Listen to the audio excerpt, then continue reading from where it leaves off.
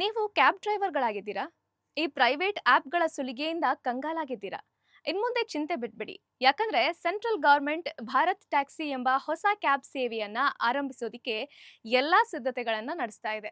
ಭಾರತದ ಮೊದಲ ಚಾಲಕ ಮಾಲೀಕತ್ವದ ಆಪ್ ಇದಾಗಿದ್ದು, ಓಲಾ, ಊಬರ್, ರಾಪಿಡೋದಂತಹ ಖಾಸಗಿ ಆಪ್‌ಗಳಿಗೆ ಟಕ್ಕರ್ ಕೊಡಲಿದೆ.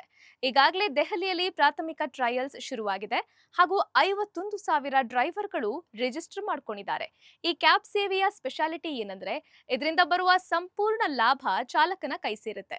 ಖಾಸಗಿ ಕ್ಯಾಬ್ ಸೇವೆಗಳಲ್ಲಿ ಲಾಭದ ಸುಮಾರು 25% ಕಂಪನಿಗೆ ಮತ್ತು ಉಳಿದಿದ್ದು ಚಾಲಕನಿಗೆ ಹೋಗ್ತಾ ಇತ್ತು. ಭಾರತ್ ಟ್ಯಾಕ್ಸಿಯ ಬೀಟಾ ವರ್ಷನ್ ಆಪ್‌ಗಳು ಬಿಡುಗಡೆಯಾಗಿವೆ.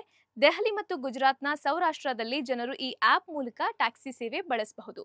ಕುಂದುಕೊರತೆಗಳಿದ್ರೆ ತಿಳಿಸಬಹುದು. ಮುಂದಿನ ದಿನಗಳಲ್ಲಿ ಬೆಂಗಳೂರು ಸೇರಿದಂತೆ ಇನ್ನಷ್ಟು ನಗರಗಳಲ್ಲಿ ಈ ಟ್ಯಾಕ್ಸಿ ಸೇವೆ ವಿಸ್ತರಿಸುವ ಸಾಧ್ಯತೆ ಇದೆ. ಅಮೂಲ್‌ನ ವ್ಯವಸ್ಥಾಪಕ ನಿರ್ದೇಶಕರಾಗಿರುವಂತಹ ಜಯನ್ ಮೆಹ್ತಾ ಇಡೀ ಯೋಜನೆಯನ್ನ ನೋಡಿಕೊಳ್ತಾ ಇದ್ದಾರೆ.